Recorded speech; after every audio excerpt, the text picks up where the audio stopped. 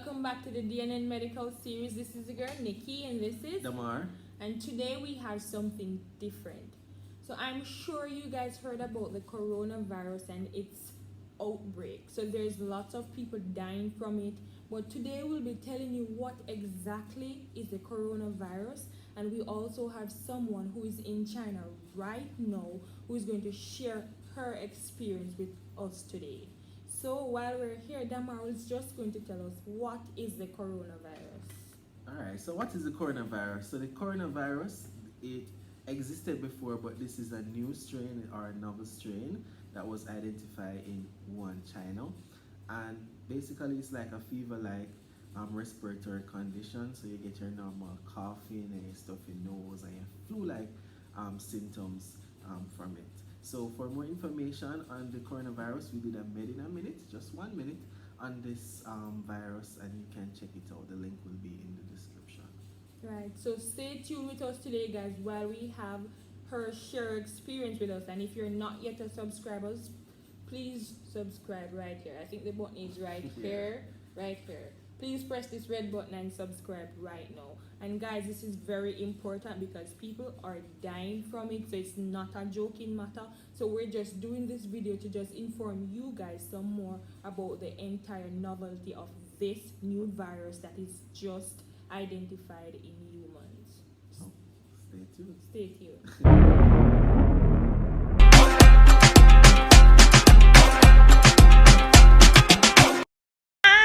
Hi, Rashie. Welcome. Hi Ni guys. hao. Ni hao ma, No, so guys, I'm so excited to be here on you guys' channel. Like, I've started with you since you were like, I was your first subscriber, okay? I'm just letting you all know that. And y'all a lot. So I'm excited to be here. Okay, we're excited to have you too. Right, we're so happy to have you. Thank you for staying up with us. I know it's really late. What time exactly is it in China right now?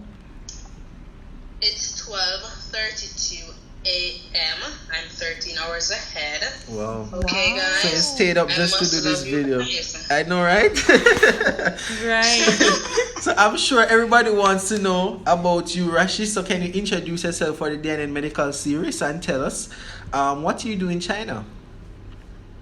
So hi guys, my name is Rashie and I've been living in China for almost 3 years. Wow. And first I was a student. I was doing my master's and now I'm a teacher for the past maybe 5 to 6 months. Wow, Yeah. that is awesome. Congrats. So have you been liking it so far?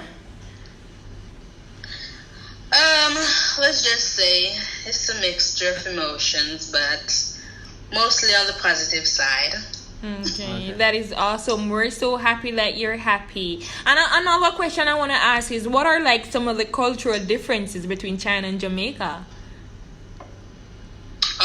Let's start with my favorite, the shopping. So here, online shopping is a very big thing. They have this app called Taobao. You can find anything on Taobao. Just take the picture and it's right there. And I'm addicted, I must say that. You can buy breakfast, lunch, dinner online, shop for groceries. Really, there's no need to go outside. Just buy everything online. Second thing is the food. Jamaicans, we don't really eat, we don't explore a lot. You know, first rice and peas and chicken, fish, them something they hear. People have them dog, them bat, them lotus root, them have a lot of different things, you know, like a mixture of varieties of teas. If you're a health freak, fruits and vegetables are really cheap. You can get a gym membership for cheap. What else? The next thing is the spitting. Oh my God, like it irritates my soul. You know, they have a pollution here, problem here. So sometimes it makes some things gather right here in your throat. So as a Jamaican, you know, you go to the side, you go to the bathroom, you go in private and you spit. Them people here,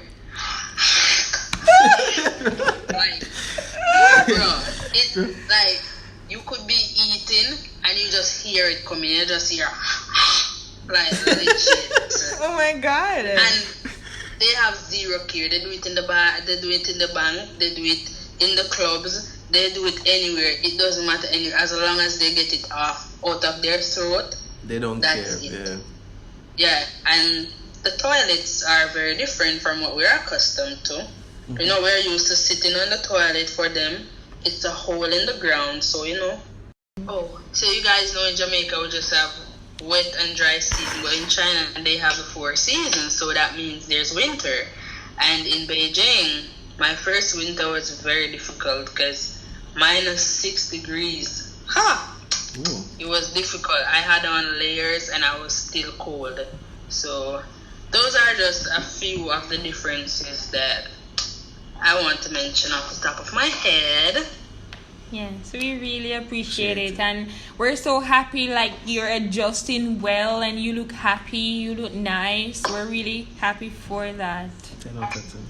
Right. Alright, so the big bad coronavirus, you know, this video is all about it, right? And your experiences. So I want to know, what are some of the changes in terms of the environment? What does it feel like? Are people panicking? Are they wearing masks, etc.? What's going on?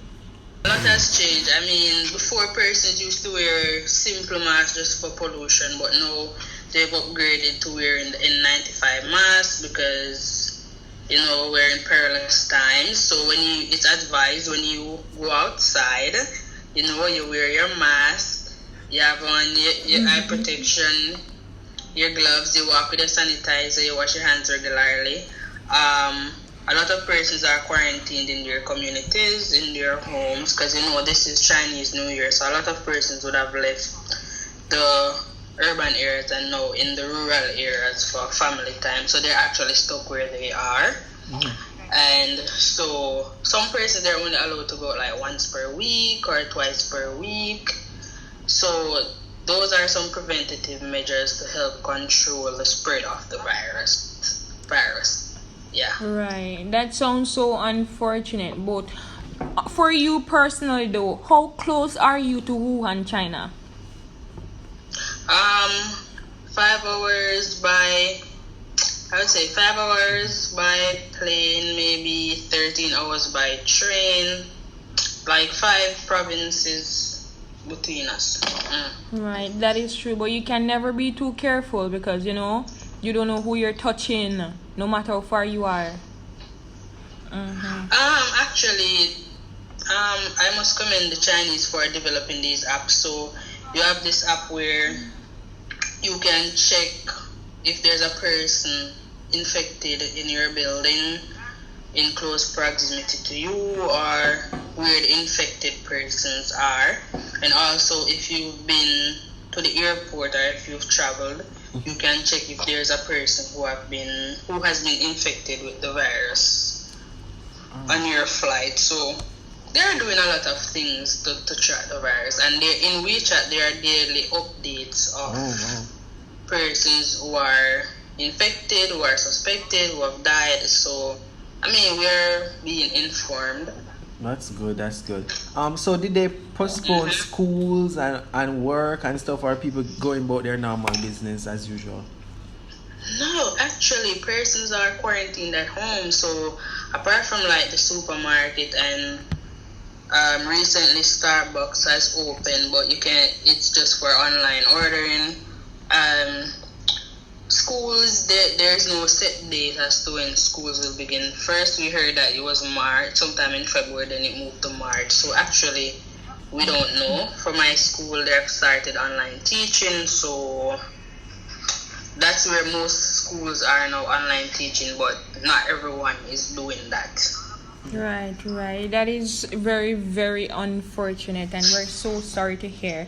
But another thing that I think most Jamaicans want to hear about, and we have it out here as rumors, we're not sure if it's a rumor, but we want to know that. We heard that the virus came about from the Chinese people eating and drinking bat soup. So we want to know, is this true? Is this a cause in China? What did they say causing it? Because we need to clear this up in Jamaica, because that's what we say out here.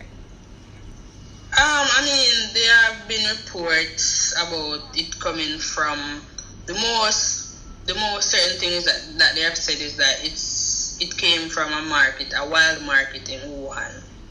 That's the most thing. That's the most that they have said. In terms of the bat thing, I mean, it's a norm. These people eat dogs, they eat bats, they eat snakes, they eat. You know what I mean? Once, like my professor told me that, like one time he invited me out to eat cat and snake, and I told him that for me, if I can't eat frog, how am I going to eat cat or snake?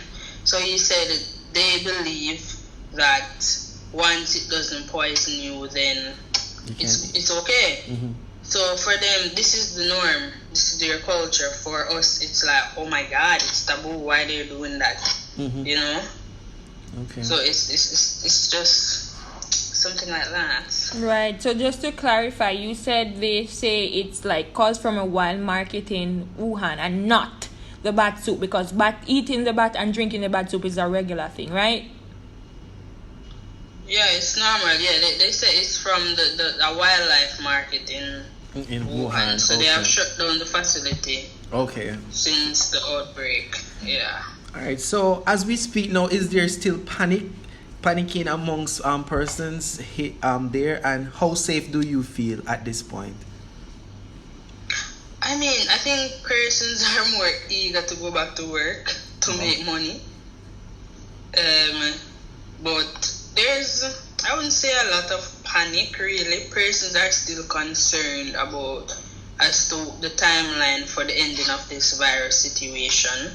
But in terms of panic, I wouldn't say panic. I would probably say frustrated. Like imagine being stuck in your apartment alone. If you're maybe a foreigner. You know, for us, we are here by ourselves, so stuck in our apartments alone. Whereas maybe the Chinese, they would have their family, they have somebody there, you know. So it's just maybe like loneliness, not having anything to do, internet being patchy at times, you know.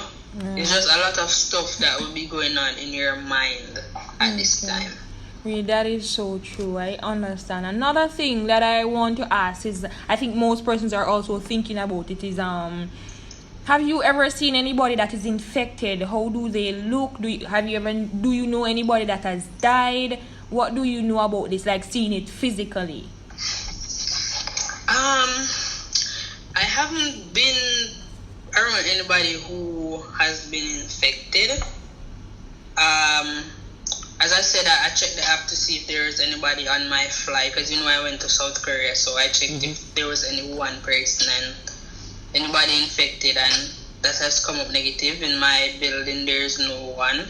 I rarely go out, but when I go out, I try not to pass the hospital. I take the other route, and so I haven't seen anyone personally, just persons from the news. And most of the infected persons are in Wuhan area, so you can never know who you pass by these days. But so far, I've passed the 14-day mark, and I'm okay multiple times. So I said that you try to avoid hospital areas and other things like that. But what are some of the other precautions you're taking at this time? Precautionary measures are checking the temperature at least once per day. I bought the little thing, so I check my temperature. If I go outside, I wear my mask. I don't wear the eye protection because I don't have any. I bought gloves, so I wear my gloves, use my sanitizer. I spray my door, I spray my room with bleach and stuff. So those are some of the things that I do. But the most thing is not to go outside a lot. Because you go out, you don't know who you're brushing shoulders with. Right. And in conclusion, I don't want to stress you out any longer, but I just want to know, I know that I heard that the death toll is over 2,600 persons now, right? So a lot of persons are dying, and it's spreading as we speak. So I want to know, what is the Jamaican government doing for you guys who are in China? Have they reached out to you guys? Did they offer help? What is going on with the Jamaican government with you guys there?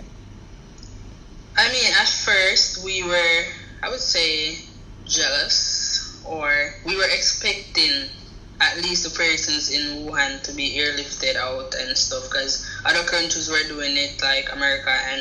But you have to remember that these countries are a big country. Jamaica is just a small country, and the government, they contacted us, and they explained themselves that they were trying to charter a plane, blah blah blah blah, but it's not working out. So I guess that one was off the table. But in terms of providing support, they've asked who needed cash or some form of financial help, persons who needed masks, because there was a shortage of masks at one point in time. So they've reached out in terms of that.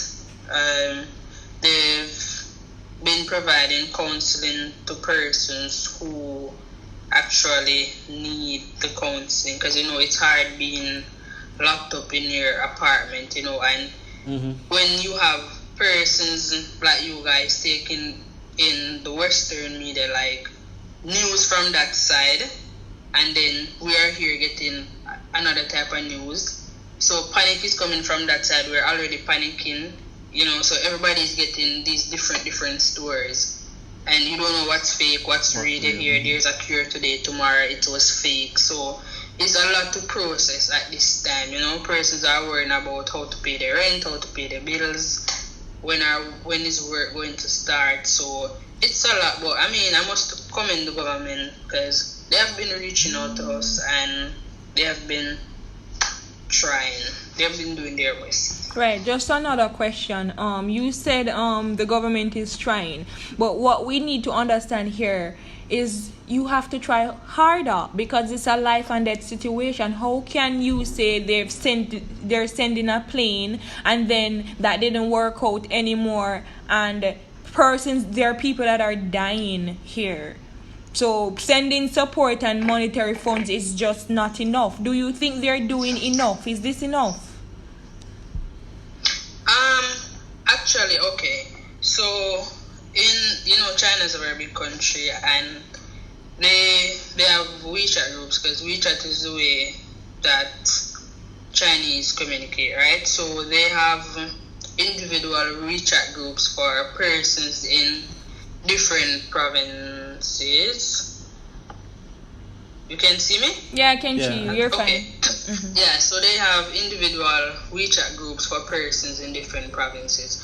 So I am in Zhejiang province. I am not in Wuhan province. So they have a different group of persons in Wuhan. So I can speak on what is being said in that group for persons who are in the midst of the virus situation. I can only speak on my group and the general group of Jamaicans here, and based on the messages that is sent from the government to us, right? But they have been communicating more than before, and so persons from the embassy here have been contacting us, So they could have been doing a lot less. I'm not saying that they can't do more, but they've actually said if there are persons who want to come home, like, they can, but you will be quarantined for 14 days. I don't want to be quarantined in a facility for 14 days, so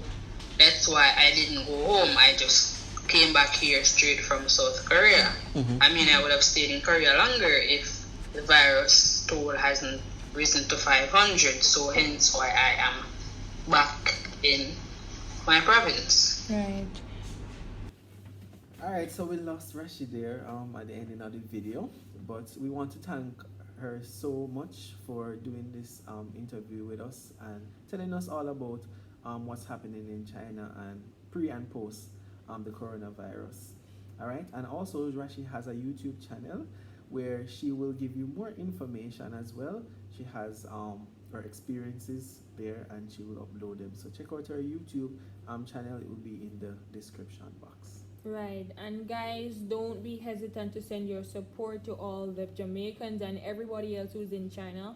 This is a very serious virus that is going on, and there are many people that are dying. It's almost 3,000 persons that are dying, and there are more persons that are infected as we speak. So don't be hesitant to send your support. It's not a joking matter. It's nothing to say, oh, it's just another virus. This is a deadly virus, and we have to be careful and just take all preventative measures and precautions just to like prevent this from coming here, because it's a long time virus, just so you know. But this strain is new and it's first identified in humans, as to why we don't have a cure for it just yet. So as I said before, just give all the support you can to our families there. There are many Jamaicans there, especially in Wuhan. There are some in other parts of China.